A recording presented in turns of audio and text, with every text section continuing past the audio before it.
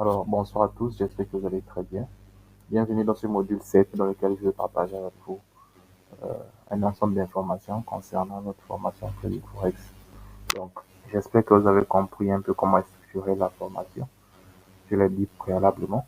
La formation est composée en 15 modules, 5 modules de base, 5 modules intermédiaires et 5 modules professionnels.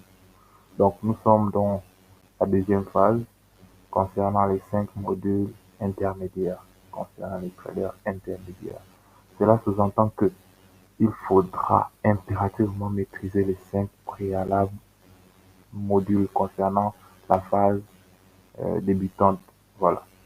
Donc, si vous avez sauté cette phase débutante-là et que vous venez directement plonger dans les 5 autres modules intermédiaires, sachez que vous allez très simplement vous perdre parce que vous ne saurez pas qu'est-ce que j'aborde, parce que ce n'est qu'une complémentarité d'informations. Voilà. Donc, assurez-vous d'avoir pris part aux différentes vidéos précédentes concernant les modules précédents et suivez tout simplement l'emploi du temps qui est à votre disposition concernant euh, le chronogramme des modules. Voilà.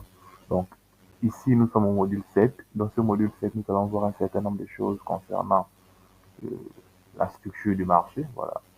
Donc, nous avons un planning bien défini. Module 7, nous allons comprendre la structure du marché, donc la compréhension de la structure du marché. Donc, comment le marché fonctionne, qu'est-ce qu'on doit plus ou moins s'attendre lorsque le marché fait un certain nombre de, de mouvements et autres. Voilà. Donc, en grand 1, nous allons voir les éléments de la structure du marché. Pour cela, nous allons définir un certain nombre de termes.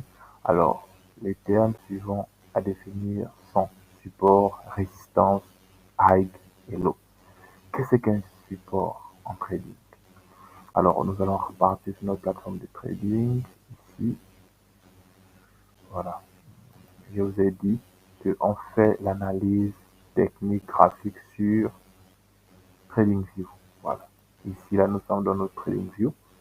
Je vais supprimer d'abord toutes ces différentes choses. Ça c'est une analyse que j'avais fait préalablement. Alors ici, je vais illustrer clairement qu'est-ce qu'on appelle support. Voilà. Il y a deux mots clés à savoir, support et résistance. Parce que dans la phase professionnelle, je vais même vous proposer une stratégie qui repose sur les supports et les résistances.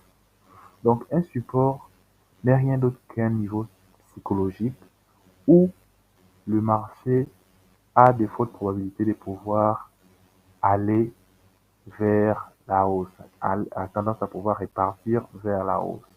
Donc, on va considérer ici, par exemple, ce niveau comme étant un niveau de support. Voilà, un niveau de support. Pourquoi? Parce que préalablement, lorsque le marché est arrivé à ce niveau, il est réparti vers la hausse. Donc, ce niveau-là devient un niveau psychologique parce que les acheteurs à ce prix-là, lorsque le marché atteint ce prix-là, ils ont tendance à pouvoir acheter et le marché va vers la hausse. Donc ça devient un niveau psychologique très nécessaire à pouvoir lancer un ordre en achat. Donc c'est ce qu'on appelle tout simplement une zone de support, tout simplement. Maintenant, qu'est-ce qu'une zone de résistance? Contradictoirement à une zone de support, une zone de résistance est également ce niveau psychologique qui, lorsque le marché arrive, a tendance à pouvoir renverser le marché vers le bas, donc en tendance baissière. On va considérer ce niveau par exemple, ici, voilà, comme étant un niveau de résistance. Lorsque le marché arrivera ici, il aura tendance à retourner vers le haut parce que à ce niveau, il y a un certain nombre de, de vendeurs qui attendent le prix pour pouvoir les revendre. Donc, si ces mêmes vendeurs ont toujours tendance à pouvoir revendre à ce même niveau, le marché arrivé à ce niveau va toujours retourner vers la baisse. Et cela, je vais tout simplement euh, l'illustrer ça dans mes prochaines explications. Ici, sur le marché, on va regarder une zone de support et de résistance auquel le marché a réagi. Ici, on a dit une zone de support, c'est une zone où le marché a tendance à pouvoir être répliqué vers la hausse. Voilà. Ici, vous voyez, premier niveau psychologique. Donc, à ce niveau préalable, les acheteurs ont vendu, ont acheté plutôt, ici. Et lorsque le marché est arrivé à ce même niveau-là, ces mêmes acheteurs ont encore lancé des ordres, euh, ont encore ouvert des ordres vers en achat. Voilà, ils ont ouvert des ordres en achat et vous constatez que le marché arrive à ce même niveau psychologique. Boum, il prend de la hausse, il monte jusqu'à.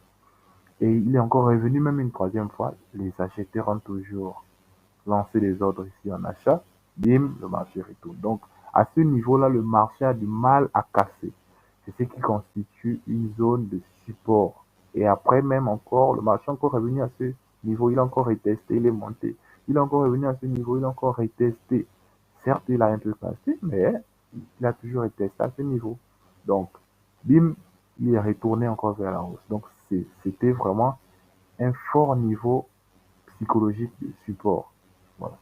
C'est ce qu'il faut retenir comme étant un niveau de support.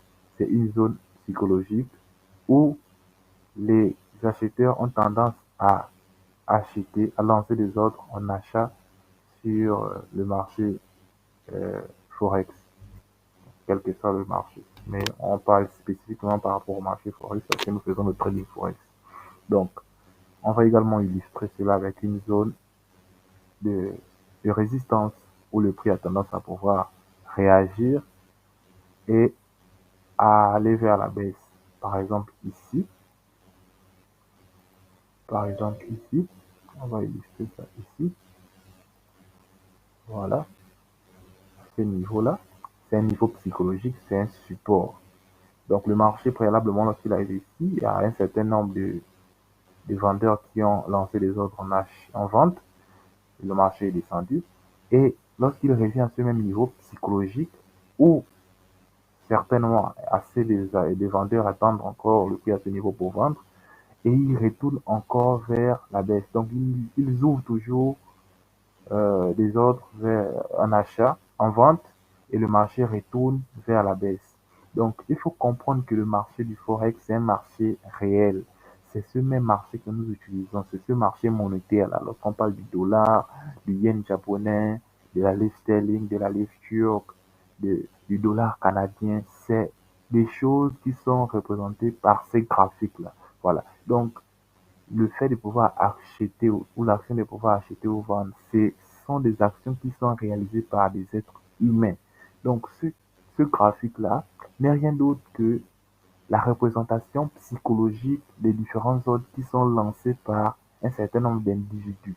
Ne pensez pas que ça se dessine par hasard ou bien le marché monte ou descend par hasard. Non, ça dépend des acheteurs et des vendeurs des actifs financiers, plus particulièrement en trading forex. Donc, les différents acheteurs des différentes paires de devises. Voilà. Donc, par rapport à leurs actions, le marché chute ou le marché monte. Ils influencent d'une part les différents euh, actifs financiers, donc les différentes paires de devises. Voici pourquoi on va également voir dans notre formation les différents, on a vu préalablement d'ailleurs dans la phase initiale, les différents acteurs qui influencent le marché d'échange. Et on a cité les banques, les, plusieurs acteurs qui influencent le marché. Donc, c'est par rapport à leur activité que le marché chute ou le marché prend de la hausse. Ce n'est pas de manière hasardeuse ou bien ce n'est pas une programmation, non. C'est le comportement d'un certain nombre d'institutions ou un certain nombre d'investisseurs que le marché prend de la hausse ou de la baisse. Voilà. Donc, on a vu qu'est-ce qu'est un support et qu'est-ce qu'une résistance. On va voir ce qu'il suit pour pouvoir décortiquer ça également. Donc, un high et un low. OK, très bien. Qu'est-ce qu'un high? On va voir très bien. Alors, un high n'est rien d'autre que le niveau le plus haut d'une tendance et un low n'est rien d'autre que le niveau le plus bas. Quand je parle d'une tendance, c'est-à-dire un retracement. Par exemple, lorsque le marché ici, il descend, donc ça c'est euh, un mouvement d'extension, ici, mouvement d'extension. Après, on a ce retracement, ça on appelle ça un retracement, voilà. Ici, là, on avait vu préalablement qu'on appelle ça également un creux, mais on appelle ça également un high. Vous voyez, on appelle ça un high également. Maintenant, ce niveau-là, on appelle ça un low. Voilà, on appelle ça un low. Donc, vous pouvez tout simplement retenir que ce qu'on appelait creux, c'est un high ici. Voilà. Maintenant, ce qu'on appelait sommet. Donc, le sommet, c'est ça. C'est ce qu'on appelle un low maintenant. Voilà. Donc, à ce niveau-là, par exemple, le marché a commencé ici, la tendance haussière a commencé ici. Ici, là, on va appeler ça un low. Un low, c'est ça le low. Et maintenant, le marché est allé en tendance haussière. Il a fait un retracement.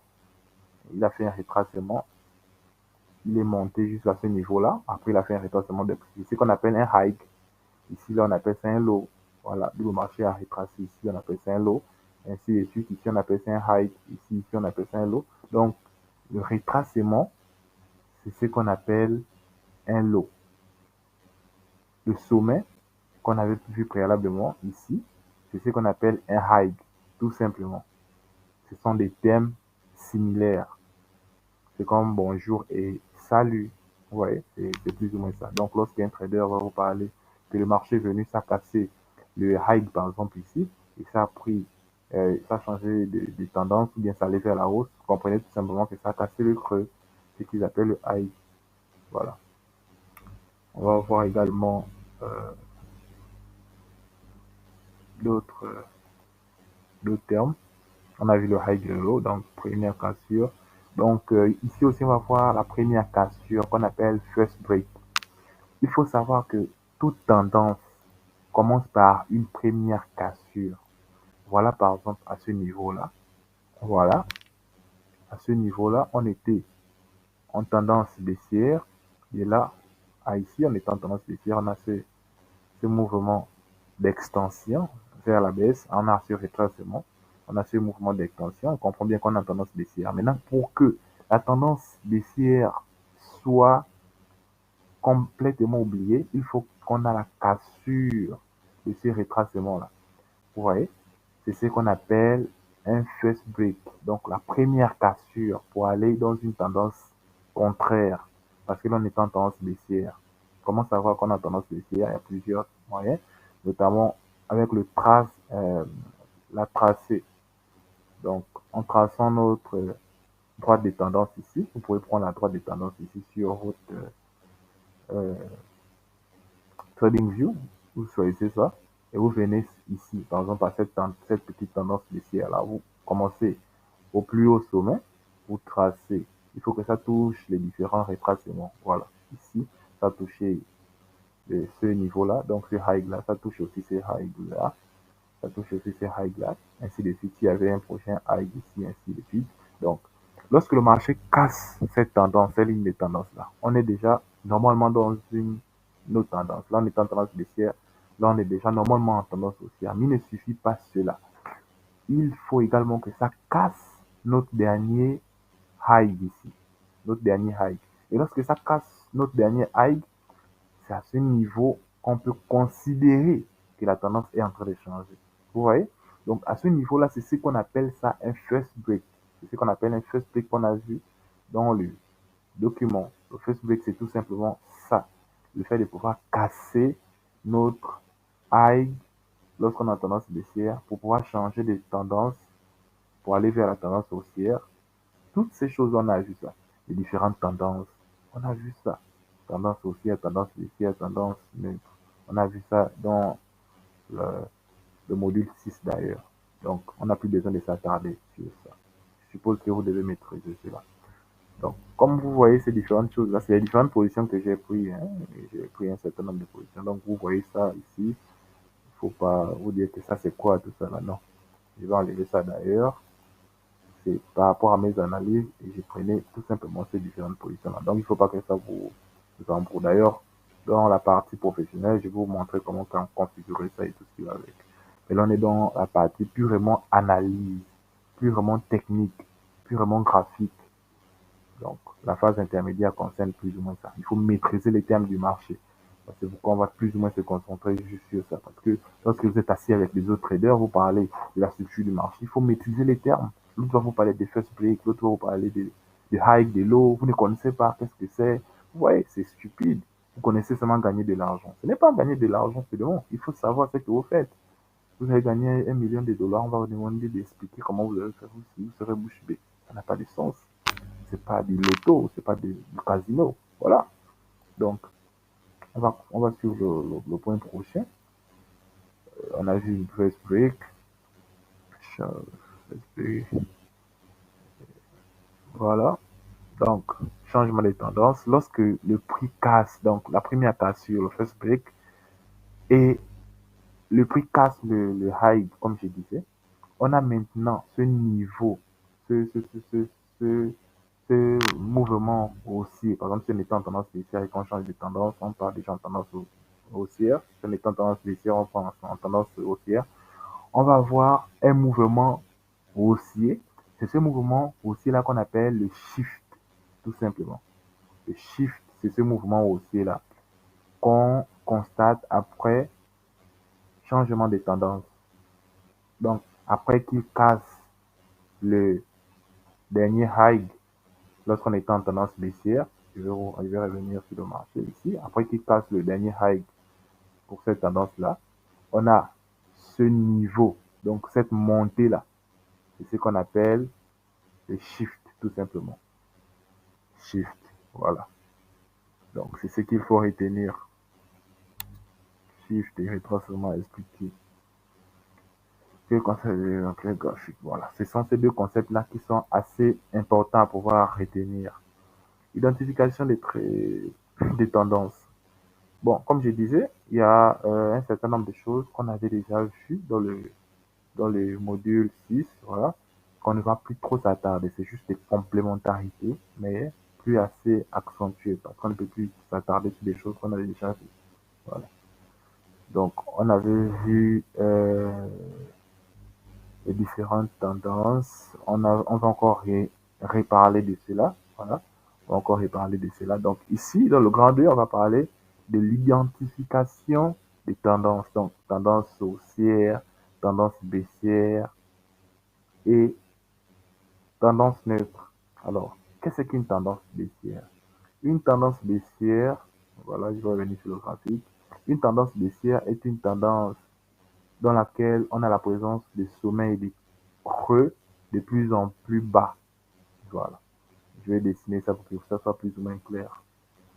Donc, une tendance baissière se présente ainsi. Voilà. Ainsi.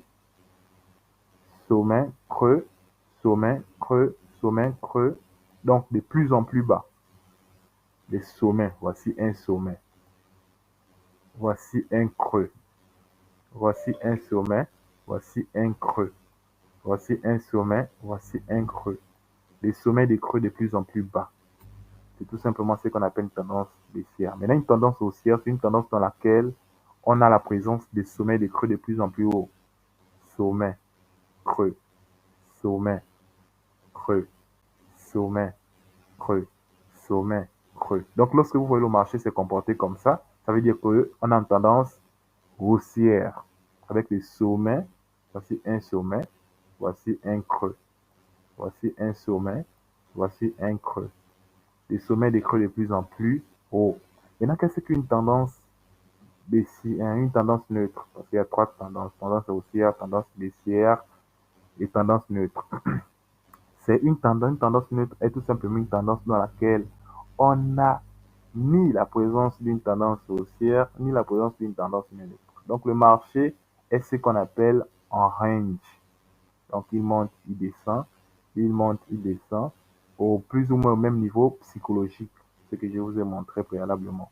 Donc à ce niveau-là, il suffit pour vous de tracer une zone de support et de résistance. Vous allez voir que le marché a tendance à venir retoucher ces mêmes zones de support et de résistance là et retourner vers la hausse. Donc, il vient le marché, il touche ça, il retourne, il revient, il touche ça, il retourne, il revient. Donc, le marché, plus ou moins, dans une constance. Il ne va ni vers la hausse, ni vers la baisse. Il est en range. Voilà. Et c'est ce qu'on appelle tout simplement euh, une tendance neutre. Donc ici, on a une tendance baissière, une tendance haussière, une tendance baissière et une tendance neutre. Donc je les ai définis comme l'a défini la théorie des dos. Donc la théorie des dos dit quoi? Une tendance haussière est une tendance dans laquelle on a des sommets et des creux de plus en plus hauts. Une tendance baissière est une tendance dans laquelle on a la présence des sommets et des creux de plus en plus bas. Voilà. Donc la tendance neutre, c'est une tendance dans laquelle le marché vient plus ou moins retester les niveaux psychologiques, donc les supports et les résistances. Voilà. Donc c'est plus ou moins ça. Là, on peut considérer par exemple que nous sommes aussi en range à ce niveau-là. À ce niveau-là, par exemple, nous sommes aussi un peu en range. On va dire quoi ici. Ça, c'est une sorte de range. Vous voyez, le marché vient ici, dans les souvenirs. Voilà, le marché vient ici, il touche, il vient ici, il touche, il vient ici, il retourne, il touche, il vient ici, il touche. Donc le marché ne dépasse pas cette zone-là. Et ce n'est qu'ici là où, bim, il a plus ou moins cassé ce range. Bon, ça c'est un range quand même un peu considérable. Mais sinon, le range est très très très... Vraiment, vous ne pouvez même pas... Ça ne vous donne même pas l'envie de trader parce que vous savez que le marché est vraiment en train de faire des caprices. Et lorsque vous voyez cela, écartez-vous du marché. Voilà. Écartez-vous vraiment, vraiment du marché. Vous voyez, par exemple, ce niveau-là, ça fait un range. Ce niveau. Le marché ne fait absolument rien. Il ne vous donne aucune opportunité. Et pour cela, abstenez-vous. Ne cherchez pas à forcer. Laissez le marché respirer. Laissez le marché faire ses caprices et allez-y loin. Sinon, vous allez tout simplement perdre votre argent. Par rapport à ma stratégie. Ma stratégie ne traite pas les ranges et tout ce qui va avec. Il attend des opportunités. Donc, je vais vous expliquer qu'est-ce qu'une tendance haussière, baissière et tout ce qui va avec. Voilà. Utilisation de ces observations pour former une stratégie de trading. OK. Très bien. Je l'ai précisé lorsque j'ai parlé des strats, du support et des résistances. J'ai parlé des tendances haussières et baissières. Je vous ai précisé que lorsque le marché arrive à ce niveau psychologique là, de support et de résistance, j'ai une stratégie qui vous permettra de pouvoir vous faire de l'argent avec cela. Et ça, c'est de la partie purement professionnelle que je vous montrerai cette stratégie-là. Pourquoi je mets les stratégies en dernière position? Tout simplement parce que si je privilège les stratégies dès le premier chapitre, aucune personne ne va s'intéresser sur des informations concernant la structure du marché et autres. Ils vont tout simplement prendre ces stratégies-là et commencer à venir les appliquer sur le marché du Forex, mais ne sachant pas que ces stratégies-là ont besoin de connaissances préalables. En sautant ces connaissances-là, vous n'allez faire que perdre votre argent que de gagner. Donc voici pourquoi je me dois de mettre toutes ces stratégies-là, toutes ces manières d'opérer-là en dernière position pour que vous puissiez d'abord finir tout ce qui concerne le plus important, l'essentiel même, qui est la connaissance purement euh, euh, détaillée. Et après, la stratégie, c'est quoi? C'est pour des automates. C'est quelque chose qui veut dire que tu vas juste venir faire chaque jour. Mais si tu ne connais pas ce que tu fais, d'après toi, est-ce que c'est bien? Ce n'est pas bien. Parce que pourquoi tu dois d'abord savoir. Essaie de finir tous ces modules. Prends une note, prends un cahier, note tout ce que je te dis. Essaie de pouvoir mieux t'informer. Ne fais pas ça parce que tu veux juste faire passer des vidéos et puis aller jusqu'à la stratégie. Sinon, si tu n'apprends pas réellement ce que je te donne du début à la fin, sache que tu ne vas pas te faire de l'argent. Tu vas tout simplement perdre ton temps. Il y a des personnes, je sais, qui vont sauter toutes ces vidéos-là. Elles vont partir directement atterrir sur la vidéo de la stratégie. Mais la stratégie, vous allez la trouver très simple, très facile. Mais si vous n'avez pas pris toutes les informations préalables, sachez que vous n'allez que vous faire du mal. Donc, on va continuer. Ici, euh, explication. On va revenir d'abord sur les time frames. Bon, c'est vrai que je les avais donnés déjà, mais on va revenir encore sur ça. Time frame dans les trading, voilà. Donc, qu'est-ce qu'un time frame? c'est tout simplement la durée d'une bougie sur le marché euh, du Forex, parce que nous parlons que du marché du Forex. Le time frame, c'est l'unité de temps auquel est définie vos bougies en trading. L'unité du temps auquel vous tradez. Par exemple, ici, si je vous dis, par exemple, que je trade avec un time frame de 15 minutes, vous voyez? Donc, j'ai fait une analyse avec un time frame de 15 minutes. Ça sous-entend quoi? Que chaque bougie ici, là, pour se clôturer, vous voyez? On a vu qu'est-ce que les différentes parties de la bougie, on a vu le corps de la bougie, la mèche, voilà. Donc, ça veut dire que chaque bougie ici, pour se clôturer, il fait 15 minutes. Voici ici, là. Nous sommes à minuit 00. À minuit 00 que cette bougie a ouvert. Voilà. Elle va se clôturer à minuit 15. À minuit 15, une nouvelle bougie va s'ouvrir ici, va commencer. Et elle va se clôturer. Attends, je vais bien zoomer pour que vous puissiez voir. Et ici, là, nous sommes à minuit 00. À minuit 15, cette bougie va se clôturer et une nouvelle bougie va commencer ici. Voilà. Et cette bougie-là va se clôturer à minuit 30 et ainsi de suite, ainsi de suite. Et comment changer le time frame? C'est ici en haut. Vous voyez 15 minutes là. Si je clique sur ça, j'ai plusieurs time frames. Il y a une minute et tout ce qui va avec. Je vais choisir par exemple une minute pour que vous puissiez voir. Voilà. Donc là, mon marché, mon graphique est défini en une minute. Ça veut dire qu'une bougie correspond à une minute.